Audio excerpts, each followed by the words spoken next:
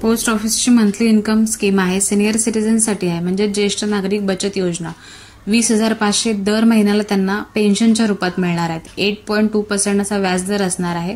Post ऑफिसची ही योजना आहे, पण फक्त सिनियर सिटीजनसाठी आहे. तर ती काय आहे, कोण खातं उघडू शकतं, कुठे उघडू शकतं, किती अमाऊंटपासून किती जास्तीत जास्त भरू शकतात, ते सगळं तुम्हाला पोस्ट ऑफिसच्या साईटवर भेटून जाईल. साईटची लिंक मी व्हिडिओच्या डिस्क्रिप्शनमध्ये देणार आहे. तर ज्येष्ठ नागरिक बचत योजना खाते म्हणजेच SCSS senior citizen saving scheme असं या योजनेचं नाव आहे. 1/1/2024 पासून व्याजदर जो आहे तो 8.2% आहे. खूप चांगला व्याजदर असल्यामुळे ह्याच्यामध्ये रिटर्न खूप चांगलं मिळतं. जर तुम्ही एक रक्कम ह्याच्यामध्ये भरायची आहे आणि ती रक्कम भरल्यानंतर तुम्हाला 5 वर्षापर्यंत दर महिना हे व्याजाच्या स्वरूपात तुम्हाला एक रक्कम दिली जाईल. ती दर महिन्याला तुमच्या अकाउंटला येऊन जाईल. तर तुम्ही जितके पैसे भरणार आहात त्यानुसार ते कॅल्क्युलेशन असणार आहे. कॅल्क्युलेशन पुढे कसं असणार आहे ते आपण बघूया. तर सगळ्यात पहिले कोण हे खातं उघडू शकतं, 60 वर्षापेक्षा जास्त वयाची व्यक्ती किंवा जी सेवानिवृत्ती म्हणजे रिटायरमेंट घेणार आहे अशा कर्मचाऱ्यांसाठी वयाची अट ते 55 ते 60 वर्षापर्यंत ठेवलेली आहे. त्याच्यानंतर फक्त त्यांना एक अट आहे की 1 महिन्याच्या आत म्हणजे त्यांची सेवानिवृत्ती झाल्यानंतर त्यांनी 1 महिन्याच्या आत ह्याच्यामध्ये गुंतवणूक करणं गरजेचं आहे. अन्यथा ते 55 ते 60 वर्षामध्ये करू शकत नाही. 60 वर्षापेक्षा जास्त वयाची व्यक्ती ह्याच्यामध्ये करू शकते. त्यानंतर सेवानिवृत्त संरक्षण कर्मचारी जे आहेत त्यांना वयाची अट आहे ती 50 वर्षापेक्षा जास्त वयाचे आणि 60 वर्षापेक्षा कमी वयाचे ते लोक करू शकतात. त्यांना पण सेवानिवृत्तीचे फायदे मिळाल्यापासून 1 महिन्याच्या आत ही गुंतवणूक करायची आहे. त्यानंतर खाते वैयक्तिक क्षमता म्हणून किंवा केवळ जोडीदारासह ते उघडले जाऊ शकते. म्हणजे तुम्ही एकटे वैयक्तिक म्हणून उघडू शकता किंवा तुमच्या पार्टनर सोबत तुम्ही ते खातं उघडू शकता. संयुक्त खात्यातील ठेवीची संपूर्ण रक्कम फक्त पहिल्या खातेदाराला दिली जाते. जेव्हा ती संपूर्ण रक्कम मिळते तेव्हा मात्र ती पहिला जो खातेदार असतो त्याला ती संपूर्ण दिली जाते. तुम्ही ह्याच्यामध्ये कमीत कमी 1,000 रुपयापासून ठेवू शकता. ते जास्तीत जास्त तुम्ही 30 लाखापर्यंत ह्याच्यामध्ये गुंतवणूक करू शकता. एक रकमी पैसे भरायचे म्हणजे एकदाच तुम्हाला ते पैसे भरायचे आणि 5 वर्ष तुम्हाला त्याचा व्याजाचा परतावा मिळत राहणार आहे. व्याज कशा प्रकारे मिळणार आहे आणि ह्याच्यामध्ये तुम्ही जर इन्कम टॅक्स रिटर्न भरत असाल तर ATC जो आपला कॉलम असतो त्याच्यामध्ये तुम्ही कर पात्रासाठी ही योजना पात्र ठरते. जो पण व्याज आहे त्याच्यावरती तुम्हाला एकही कर आकारला जाणार नाहीये. त्यानंतर व्याज कसं असणार आहे, व्याज हे 3 महिन्यांनी तुम्हाला मिळतं. प्रत्येक महिन्याच्या मार्च, जून, सप्टेंबर असं तुम्हाला ते मिळत राहतं. 3 महिन्यांनी तुमचं व्याज ते तुमच्या अकाउंटला येऊन जातं.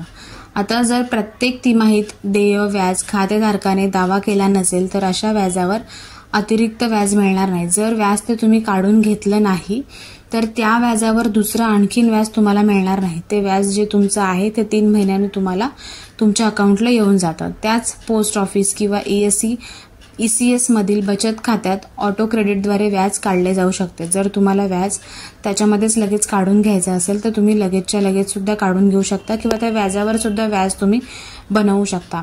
खाते बंद कधी करायचं असेल तर खाते उघडण्याच्या तारखेनंतर तुम्हाला जर बंद करावं असं वाटलं तर तुम्ही कधीही बंद करू शकता.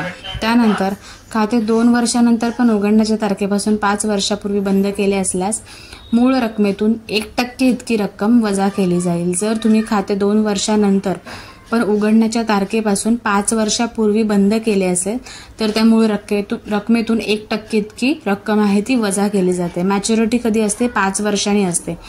जर तुम्हाला खात्याची मॅच्युरिटी 5 वर्षापेक्षा जास्त करून घ्यायची असेल तर जेव्हा तुमची मॅच्युरिटी संपणार आहे तेव्हाच तुम्हाला एक फॉर्म भरून द्यावा लागतो आणि पुढे तुम्ही अजून 3 वर्षापर्यंत तुमची मॅच्युरिटी वाढवू शकता. म्हणजे पुढे अजून 3 वर्ष तुम्हाला जर व्याज घ्यायचं असेल तर तुम्ही ते तसं सुद्धा फॉर्म भरून पोस्टामध्ये 3 वर्ष त्याची मॅच्युरिटी आहे ती वाढवून घेऊ शकता. खाते मॅच्युरिटीच्या 1 वर्षाच्या आत वाढवले जाऊ शकते. म्हणजे जर तुम्ही 5 वर्षाचं आहे तर तुम्हाला ते आधीच 1 वर्ष करावं लागेल. त्याचं कॅल्क्युलेशन बघूया आपण. गुगलवरती SCSS कॅल्क्युलेटर म्हणून टाकायचं, सिनियर सिटीजन सेव्हिंग स्कीम. त्यानंतर त्यावर क्लिक करायचा. समजा आता तुम्ही 30 लाख रुपये भरणार आहात एक रकमी, तर या ठिकाणी तुम्ही किती अमाऊंट भरणार आहात ते टाकायचे. मी तर 30 लाख टाकत आहे. तुम्ही 15 लाख भरणार असाल, 10 लाख भरणार असाल, जी पण भरणार असाल ती रक्कम या ठिकाणी टाकून घ्यायचे. 5 वर्षासाठी आहे. इंटरेस्ट रेट आहे 8.2%. त्यानंतर या ठिकाणी तुम्हाला व्याज किती मिळणार आहे, क्वार्टरली इंटरेस्ट म्हणजेच 3 महिन्याचा जो व्याज आहे तो 61,500 आहे. एकूण तुम्हाला पूर्ण 30 लाखावरती जो 5 वर्षाचा व्याज आहे तो 12,30,000 इतका आहे. म्हणजे तुमची मॅच्युरिटी अमाऊंट तुम्हाला 42,30,000 इतकी मिळणार आहे. क्वार्टरली इंटरेस्ट म्हणजे 3 महिन्याचा जो इंटरेस्ट आहे तो 61,500 आहे. म्हणजेच महिन्याला किती झाले 20,500. तुमचा 3 महिन्याचा जो व्याज आहे तो एकदाच तुमच्या अकाउंटला येतो. 3 महिन्याचा व्याज येतो, पण तो जर महिन्याला तुम्ही मोजला तर 20,500 इतका आहे.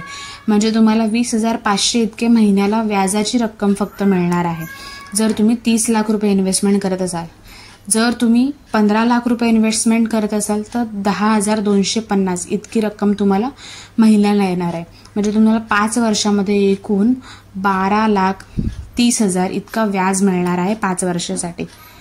तर अशा प्रकारे ही स्कीम आहे, सिनियर सिटीजनसाठी आहे.